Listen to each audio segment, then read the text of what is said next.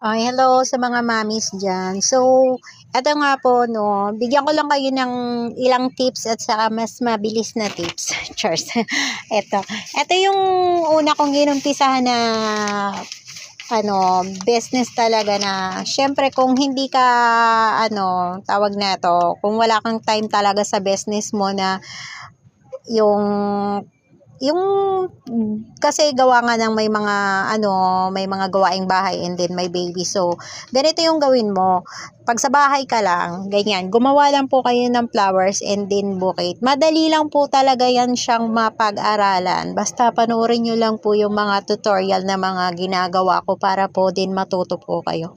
Sa paggawa po ng ganito na flower bouquet, hindi po siya mahirap gawin. At saka ang umpisang puhunan nyo lang po dito is maliit lang talaga. Ako nagsimula lang po ako sa 500 pesos. So, hindi naman totaling full yung 500 pesos is pautay-utay lang po.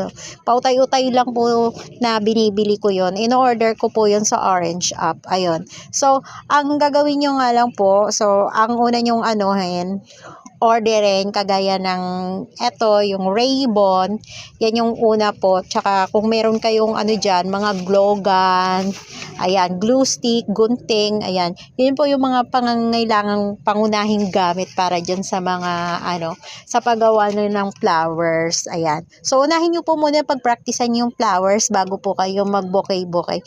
Pag na-achieve nyo na yung yung ganyang klaseng gawa ng flowers, saka na po kayo mag-practice ng bouquet. Diyan lang din po ako nagsimula sa umpisa. Pinag-umpisahan ko lang po yung ganitong paggawa ng flowers. So, napakabilis lang po niya, napakadali. Hindi po kayo mahihirapan, mga mi.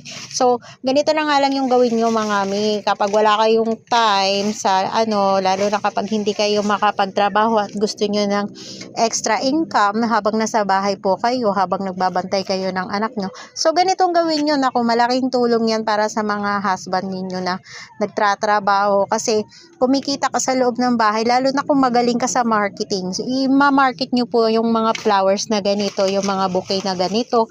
Kung flowers pala, first team yan, pwede nyo po yung i-market kasi marami pong may gustong bumili ng flowers lang na ayaw na po nilang gumawa, diretso bouquet na lang po sila. Yun po. At saka mas marami ding bumibili ng flowers bag, lalo na yung mga occasion month, kagaya ng Valentine's Day, Mother's Day, Father's Day, yung mga ganun. Kahit anong basta mga birthday yan, marami pong o-order sa inyo. Basta magaling po kayo sa market, marami pong o-order. Kahit naman sa lang, mga kakilala nyo, kamag-anak nyo,